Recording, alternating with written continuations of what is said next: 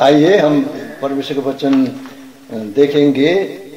फिर यशायाह का पुस्तक 45 अध्याय उसका 22 पद, 45 अध्याय उसका 22 पद हम पढ़ रहे हैं। यहाँ पर ऐसा लिखा है 45 अध्याय का 22 पद में, जो हम यहाँ से पढ़ रहे हैं। हे पृथ्वी के दूर दूर के देश के रहने वालों, तुम मेरी ओर फिरो और उद्धार पाओ, क्योंकि मैं ही परमेश्वर हूं और दूसरा और कोई नहीं। तो प्रभु इस छोटे विचार में आशीष दे। तो यहाँ पर लिखा है, ये पृथ्वी के दूर दूर के देश के रहने वालों, ये पृथ्वी के दूर दूर देश के रहने वालों, हम लोग कहाँ कहाँ पर बैठे हैं इस पृथ्वी पर, इस संसार पर, यहाँ पर हमारा प्रभु हमारा परमेश्वर सबको यहाँ पर बता रहा है, दूर दूर देश के रहने वालों, तुम मेरी ओर फिरो और उद्धार पाओ। तुम मेरी ओर फिरो और उद्धार पाओ। ये है उसका आज आह्वान। आखिरी दिन में चारों तरफ महामारी है, ये कोविड-19 ये रोग महामारी चल रहे हैं, लेकिन हमारा प्रभु यीशु मसीह हमारा परमेश्वर दूर दूर देश के रहने वाले मेरी ओर फिरो और उद्धार पाओ। और हम देखते हैं ये जो महामारी क्यों आए, आज सारे पृथ्वी के लोग उद्धार क्या है, सारे पृथ्वी के मनुष्य उद्धार क्या है, मुक्ति क्या है, उसके पीछे में नहीं है, उसको ध्यान से नहीं सुनते। ये उद्धार मुक्ति का अर्थ होता है पापों से माफी मिलना, पापों का क्षमा पाना है, इसको बोलते हैं उद्धार पाओ, मुक्ति पाओ, मेरी ओर फिरो। ये फिरो का मतलब होता है प्रभु हमारा यीशु मसीह जो है इस संसार में मुक्ति लेकर के आए, वही मुक्तिदाता है, वही मुक्तिदाता है, उसी का नाम मुक्तिदाता। यहाँ पर हम नए नियम में देखते हैं, जो मत्ती का सुसमाचार 1 अध्याय में, वो मुक्तिदाता इस संसार पर जन्म लिया है। 2020 साल पहले का ये बात है। यहाँ पर एक भविष्यवाणी हुआ था। तो 1 अध्याय का जो हम देखते हैं मत्ती का सुसमाचार 21 पद में, वह पुत्र जनेगी और तू उसका नाम यीशु रखना, क्योंकि वह अपने लोगों का उनके पापों से उद्धार करेगा। देखिए तो लोग, उनके लोग कौन है?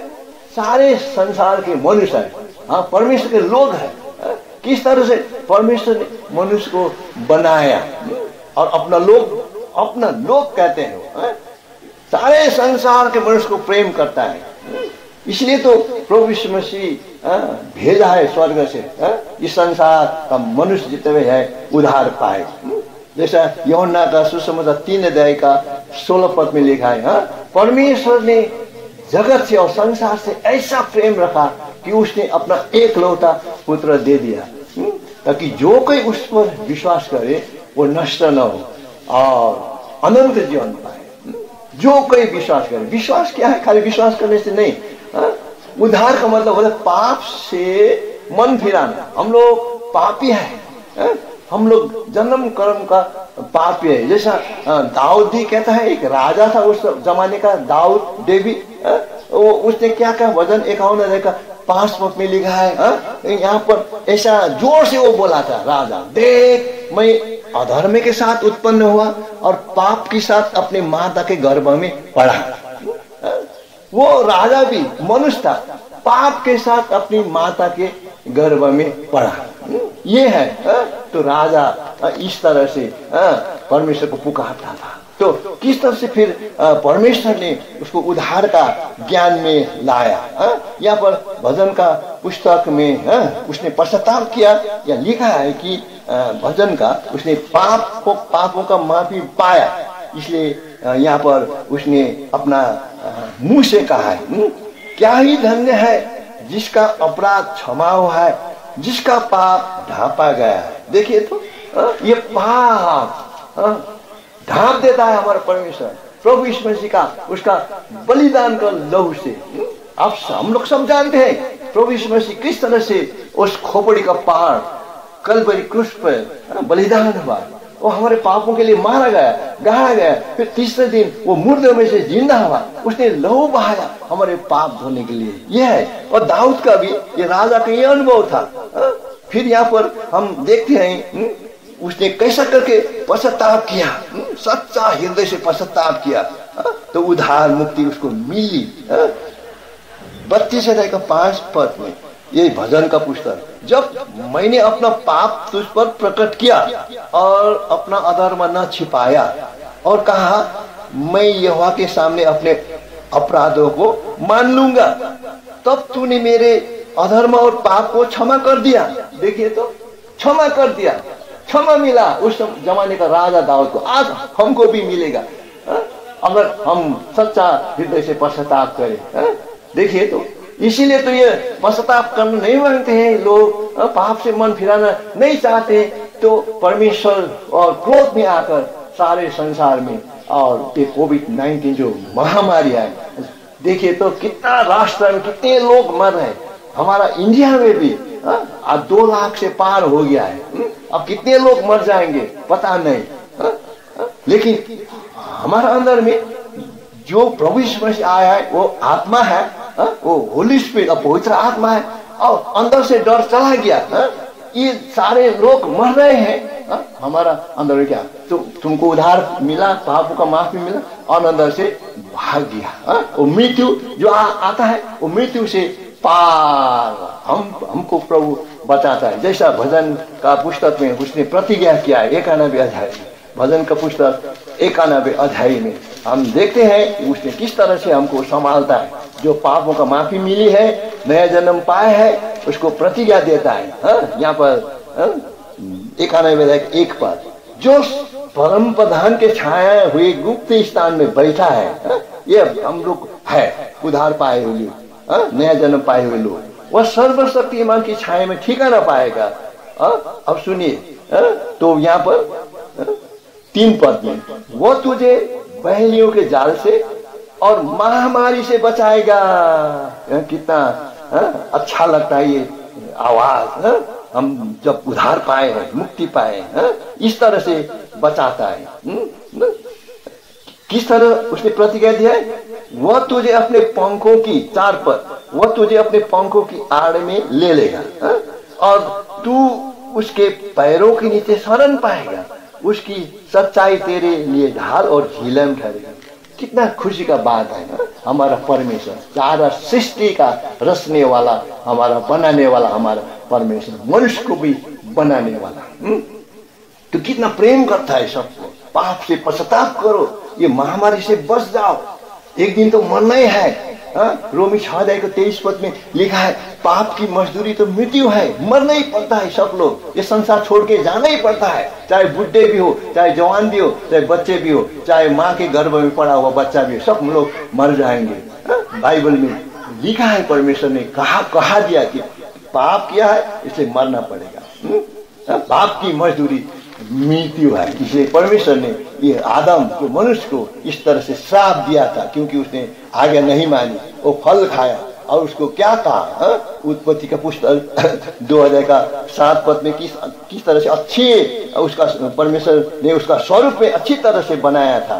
7 पद में, तब यहोवा परमेश्वर ने आदम को भूमि की मिट्टी से रचा और उसके जीवन में, उसके नथनों में जीवन का सांस फूंक दिया। आदम जीवित प्राणी बन गए, पहला आदमी तो जीवित प्राणी बन गया। और हवा को भी बना दिया, और उसका पशुली से और एक जो हवा स्त्री बना दी, आदम और हवा। अब इन दोनों को आज्ञा दिया था कि तुम उस पेड़ का फल मत खाओ, जिस दिन खाएगा वही दिन मर जाओ, दूसरी दिन। तो इन्होंने खाया, क्योंकि भूल गया परमेश्वर का आज्ञा। हम लोग भी ऐसे है, भूलने वाले, तो खाया तो अब मृत्यु आया। इसलिए परमेश्वर ने उन लोगों को क्या दिया, श्राप दिया। यहाँ पर 19 पद में देखिए, आज सारे संसार में का मनुष्य इस तरह परमेश्वर के वचन के अनुसार चलना पड़ता है ना। और अपने माथे के पसीना की रोटी से खाया करेगा, माथे के पसीने की रोटी खाया करेगा, और अंत में मिट्टी है, मिट्टी में मिल जाएगा, क्योंकि तू उसी में से निकला गया, उसी में से निकाला गया। तू मिट्टी है और मिट्टी में फिर मिल जाएगी। याद रखिए प्रिय भाई बहनों, मिट्टी में मिल जाएगा सब लोग, लेकिन आपका अंदर, हम लोग का अंदर आत्मा है, वो कहाँ जाएगा? कहाँ जाएगा? स्वर्ग बोलने से नहीं होगा। जब तक हम अपने पापों को नहीं मान लेते, यीशु मसीह के लोगों से हम लोग पाप नहीं धो डालेंगे, तो मरने के बाद कभी भी वो आदमी स्वर्ग नहीं जाएगा। जब प्रभु यीशु मसीह के लोग में इतना शक्ति है, हमारे सारे जन्म कर्म को पाप क्षमा कर देता है, और मरने के बाद हमारा अंदर में पक्का ये श्योर एश्योरेंस, पक्का तुम आज ही रात मरने से स्वर्ग में जाएगा। ये है यीशु मसीह के लोगों में पाप क्षमा देने का शक्ति है। ये है उद्धार का खास पहला, ये खास समझने के लिए उद्धार का कारण ये है। इसलिए उद्धार पाओ, उद्धार और मुक्ति पाओ। प्रभु यीशु मसीह उद्धार और मुक्ति देने के लिए आए इस संसार में। तो जब जो लोग उद्धार मुक्ति पाएगा, तो बाद में वो यूहन्ना का सुसमाचार 5 अध्याय में लिखा है, वो मृत्यु से भी पार होकर के जीवन में प्रवेश करेगा। मृत्यु से पार होकर के जीवन में वो क्या होगा? पहुंचेगा। यहाँ पर सुनिए 5 अध्याय का 25 पद, यूहन्ना का सुसमाचार, मैं तुमसे सच सच कहता हूँ, मैं तुमसे सच सच कहता हूँ। ये है, तो यहाँ पर लिखा है 24 पद में, मैं तुमसे सच सच कहता हूँ, 5 अध्याय का 24 पद, जो मेरा वचन सुनकर मेरे भेजने वालों पर विश्वास करता है, ये यीशु का वाणी है, अनंत जीवन उसका है, और उस पर दंड की आज्ञा नहीं होती, परंतु वह मृत्यु से पार होकर जीवन में प्रवेश कर चुका है। देखिए, तो ये परमेश्वर का वचन है। यदि एक दिन आप भी मर जाएंगे, हम लोग भी मर जाएंगे, तो हम लोग तो मृत्यु से पार होकर उस जीवन में हम पहुंचेंगे, तो वहां पर कभी नहीं मरेंगे, कभी नहीं मरेंगे। जैसा प्रभु यीशु मसीह हमारे पापों के लिए मरा, उसको दफनाया, फिर तीसरे दिन मुर्दों में से जिंदा हुआ, 40 दिन इन संसार में रहा, चेलों को सिखाया, फिर स्वर्ग में चला गया। अब वो कभी नहीं मरेगा, फिर वो आ रहा है, वो आने वाला है। इसलिए वो आने से पहले हमको उद्धार मिलना चाहिए, पापों का क्षमा मिलना चाहिए, नया जन्म होना चाहिए, इसका ज्ञान में आना चाहिए। प्यारे मित्रों, प्यारे भाई बहन, मेरे विश्वासी भाई बहन, मेरे जो पड़ोसी है, जो भाई बहन है, मेरे मित्र हैं, जो आज इस आवाज आज जहाँ भी हो सुन रहे हैं, ये है मृत्यु से पार होना है। लेकिन अभी भी विश्वास करने से प्रभु इस रोग से बचाएगा। आप डरना नहीं। अब ये रोग फैल रहा है सारे इंडिया में और सारे संसार में, आप डरना नहीं।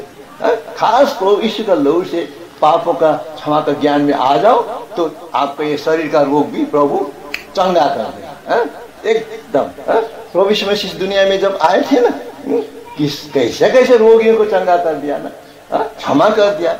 यहाँ तक भी हम यूहन्ना के 11 अध्याय परमेश्वर के वचन में सुनते हैं कि वो मरा हुआ लाजरस, एक आदमी था लाजरस ना, वो कब्र में 4 दिन पड़ा था, उसको दुर्गंध आता था, लेकिन प्रभु यीशु मसीह ने उसको पुकारा, लाजरस निकल आओ। देखिए तो मरा हुआ आदमी 4 दिन का पड़ा हुआ, उसका बॉडी भी गंदा आ रहा था, लेकिन निकल आया। फिर हम देखते हैं प्रभु यीशु मसीह के साथ में बैठा, खाना खाया, और फिर भी रोग कभी नहीं मारा है। और कितने ऐसा काम किया है प्रभु ने, कोढ़ियों को शुद्ध किया, अंधों को आंखें दी, लंगड़ों को पैर दिया, और कैसा कैसा वो पैरालाइज झोले के मारे को वो ठीक कर दिया, बहुत सारे रोगियों को चंगा कर दिया, ये शरीर का रोग। यदि हम लोग प्रभु यीशु मसीह सच्चा विश्वास करेंगे, सच्चा पश्चाताप करेंगे ना, यीशु मसीह का लहू चरणों में जाकर के रोएंगे, हे प्रभु यीशु मैं पापी हूँ, मुझ पापी पर दया करो, इतने ही बोलने से बस प्रभु यीशु मसीह आपका पाप को क्षमा कर दे, दया करेगा। तो ये महामारी चल रहे हैं, आपका सामने भी नहीं आएगा, सामने भी नहीं आएगा। आपको डरना ही नहीं, प्रार्थना करना है, प्रभु इस रोग से भी बचाएगा। देखिए तो इसीलिए ये जो मानना चाहिए, जैसा अभी फिर निर्गमन का 15 अध्याय का 26 पद में हम फिर पढ़ के सुनाएंगे। निर्गमन 15 अध्याय का 26 पद में देखिए तो, यदि तू अपने परमेश्वर यहोवा का वचन तन मन से सुने और जो उसकी दृष्टि में ठीक है वही करे और उसकी आज्ञाओं पर कान लगाए और उसकी सब विधियों को माने, तो जितने रोग मैंने मिस्रियों पर भेजे हैं उनमें से एक भी तुझ पर न भेजूंगा, क्योंकि मैं तुम्हारा चंगा करने वाला यहोवा हूँ। देखिए तो, वो परम प्रभु परमेश्वर यहोवा है, सारे सृष्टि का बनाने वाला, रचने वाला वही है। अगर आप इस वचन पर विश्वास करें तो ये जीवन आपको मिलेगा। ये वचन का अनुसार आपका जिंदगी रहेगा। एक दिन तो संसार छोड़ के जाना ही है, लेकिन अभी जो ये सारे संसार में महामारी आए ना, इससे बचने का उपाय, डरना नहीं। अगर प्रभु यीशु मसीह सच्चा पश्चाताप करके आएगा तो उसको जीवन मिलेगा, इसका रोग से भी वो चंगाई दे देगा। इसलिए प्रभु यीशु मसीह इस दुनिया में आया, पापियों को बचाने के लिए आया। यहाँ पर मरकुस का सुसमाचार 2 अध्याय में लिखा है, मैं धर्मियों को नहीं पापियों को उद्धार करने के लिए आए हैं। धर्मियों को नहीं, पापियों को उद्धार करने के लिए आया है। हम धर्मी बोलने से नहीं होगा छुटकारा, लेकिन सब लोग पापी हैं। तो यहाँ पर मरकुस का सुसमाचार में लिखा है, मैं धर्मियों को नहीं पापियों को उद्धार करने के लिए आए हैं। मैं यहाँ से पढ़ के सुनाऊंगा, सुनिए।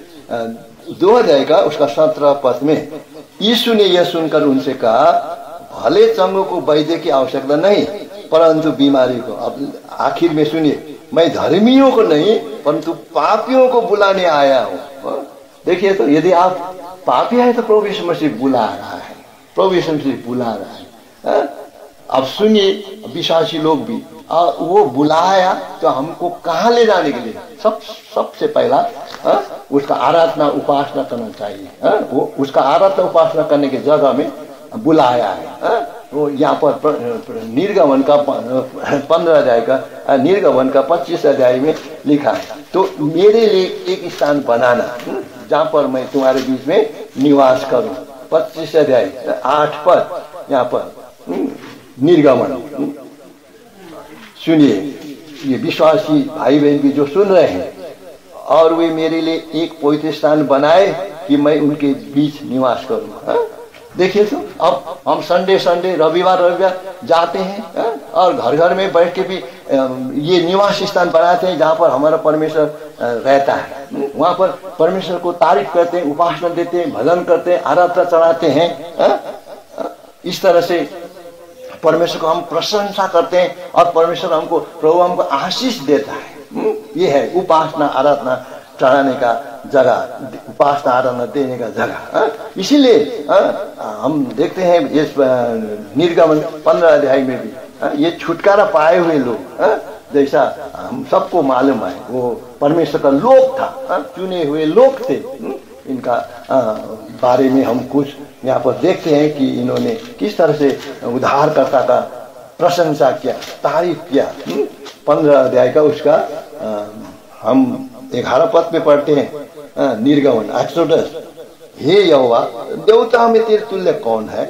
तू तो पवित्र के कारण महाप्रतापी और अपने स्तुति करने वाले की भयोग्य और आश्चर्य कर्म का करता है। देखिए तो, वो पवित्र के कारण महाप्रतापी है, अति स्तुति करने वाले के भयोग्य के और आश्चर्य कर्म का करता है। हम स्तुति करते हैं, उसका प्रशंसा करते हैं, क्योंकि वह हमारा उद्धार करता है। ऊपर 15 अध्याय के 2 पद में यहोवा मेरा बल और भजन का विषय है, वही मेरा उद्धार भी ठहरा है। ये है, हम उद्धार पाए लोग आज प्रभु के घर में जाकर के उसका स्तुति प्रशंसा उपासना आराधना देना चाहिए, और अपने विचार ठीक रख के शुद्ध और पवित्र बन के उसको क्या करना, उपासना आराधना देना, और बाद में उसका जो टेबल से भाग लेना चाहिए। तो ये है प्रभु का विचार। उधार पाए लोग यहाँ पर प्रेरित के काम में आइए तो प्रेरित का काम में वो उधार पाए लोग कहाँ जाते थे और क्या करते थे। मुक्ति पाए हुए लोग, नए जन्म पाए हुए लोग क्या करते थे, यहाँ पर परमेश्वर के वचन में साफ साफ बताया।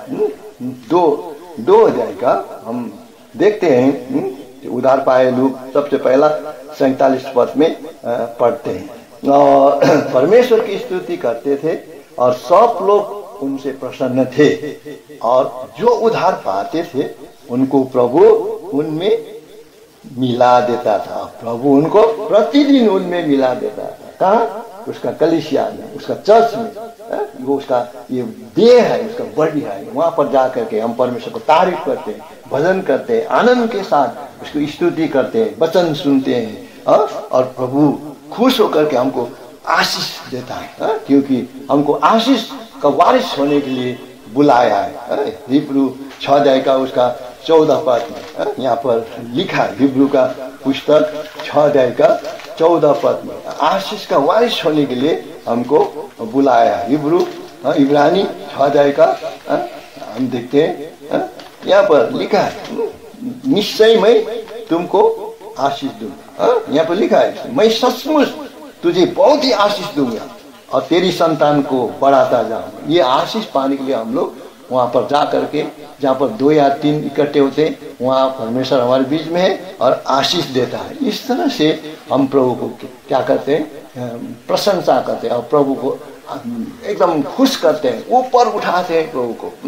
इसलिए याद रखना है अब प्रभु का आना भी नजदीक है, प्रभु का आना भी निकट है। ये सारे संसार में महामारी क्यों हो रहा है? ये वचन का अनुसार हो रहा है। यहाँ पर हिब्रू प्रकाशित वाक्य 6 अध्याय में आए, यहाँ पर एक घोड़ा है, पीला घोड़ा है, पीला घोड़ा है।